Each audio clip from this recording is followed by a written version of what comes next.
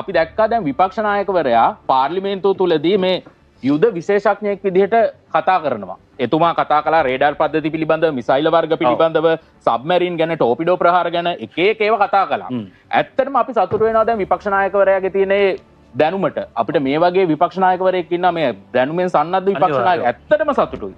නමුත් මේ කාලේ කාදමමින් මේ සබ්මැරින් විශ්ලේෂකයෙක් වගේ එතුමා මේ අවස්ථාවේදී ඒව විශ්ලේෂණය කරන්න නෙමෙයිනේ පාර්ලිමේන්තුව තුල තිබුණේ මේ ජාත්‍යන්තර යුද්ධයක පාර්ශවකරුවෙක් විදිහට අපිව පැටලෙන්න ගිය එකකදී මේ රට කොහොමද ගොඩ යන්නේ කියලා විපක්ෂ නායකවරයාට කටයුතු කරන්න තිබුණා. විපක්ෂ නායකවරයා මේ අහක යන දේවල්නේ කතා කරන්නේ. පාර්ලිමේන්තුව තුලදී මොකක්ද දැන් මේ කරන්නේ? එතුමාගේ කතාවේ පාර්ලිමේන්තු කතාව හරියට ඔබ බැලුවොත් මම නම් හරියට බැලුවා. එතුමා කතා කරන්නේ වෙන මුකුත් නෙමෙයි. නැවකට ගහලා යනකම් දන්නේ නැත්තේ. එතුමා අහන්නේ ඇයි එහෙම වුනේ කියලා.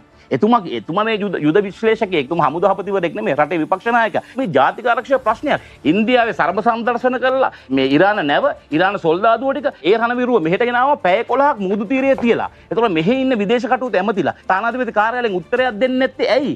අපිට උදව් කරපු රටවල් මේ හැමෝම. ඉන්දියාවෙන් හිමිස්සරේ බෝලේ පාස් කරා මේට. උඹලා වෙඩි කාලා මැරියන්. උඹලට පත් වුණායින් පස්සේ අපිට රට ගන්න පුළුවන් කියලා ඔබතුමා මාර ප්‍රෙඩික්ෂන් කරන්නේ දැන්. හැබැයි හේතුව මතකද? පැය 11ක් මුහුදු තීරුවේ මේ වගේ ප්‍රශ්න තියෙන නැවක් එළිය තියන තරම් මේ ආණ්ඩුවයි අපොහොසත් උනේ කියලා අපිට මේ මෙතන මොකද පැහැදිලි කරගන්න ඕනේ. දැන් පැය 11ක් හිටියා. දැන් නැවක් ජාත්‍යන්තර මුහුදු නීතිය අනුව රටකින් ආධාර ඉල්ලන්න ඕනේ. ඒකට තියෙන ප්‍රොටෝකෝල් එකක්. ඒකට alert system එකක් තියෙනවා. එහෙම කියන්නේ නැතුව මහමූදේ හිටියයි කියලා අපිට කරන්න දෙයක් නෑ. ඒගොල්ලෝ එතන ඉන්න කපිතාන් දැන් කතා කරලා නැදෙම් බහින්න එපා කියලා කිව්වා. මේ අපේ ඉන්න ඔබතුමාලා මාර දේවල් නේ දැන් මේ ජනගත කරන්න හදන. නාවික හමුදාපති අද පාර්ලිමේන්තුවේ කියනවා මේගොල්ලන්ගේ පක්ෂෙම කතා කරලා තියෙනවා අපිට එහෙම උත්තරයක් ගන්න බැහැ උඩ. සභාවේ කරේ.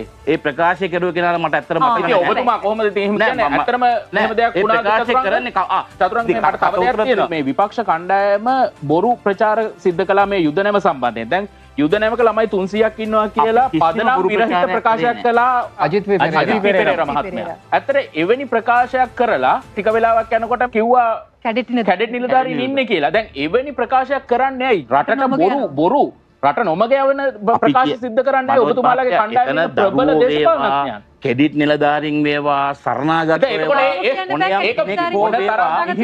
වචනේ අල්ලගෙන දුවන එක නෙමේ විය යුත්තේ.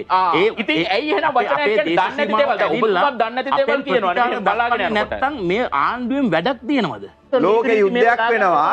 හරිද? ජාත්‍යන්තර ප්‍රොටෝකෝල් ආධාරයෙන් නැහැ. දැන් සමගි ජන බලවේගයේ ප්‍රතිපත්තිය දේවල් දැන් ජනතාව දැන් මේක අහන්නේ. අපි දැක්කනේ අපි විනාඩි 18ක් අපි බලන් හිටියා. දැන් ඔබතුමාලා බොරු ජනගත කළේ නැද්ද? අජිත් පෙරේරා මහත්මයා මේ යුද නැමක ළමයි 300ක් ඉන්නවා කියලා ප්‍රකාශයක් සිද්ධ කළා. ඒක කමක් නැහැ. එතකොට ආණ්ඩුව විතරයි මේ බොරු ජනගත කරන්නේ. ඔබතුමාලා හරි සාධාරණයි. කියපු දේ බොරුවක්ද අජිත් පෙරේරා මහත්මයා? ඉතින් ළමයි 300ක් ඉන්නවා කියලා කොහොමද එතුමා දැනගත්තේ? දැන් මෙතුමා මේ ගොඩාක් කාරණා කියන් ගියා 90ක් විතර බොරු.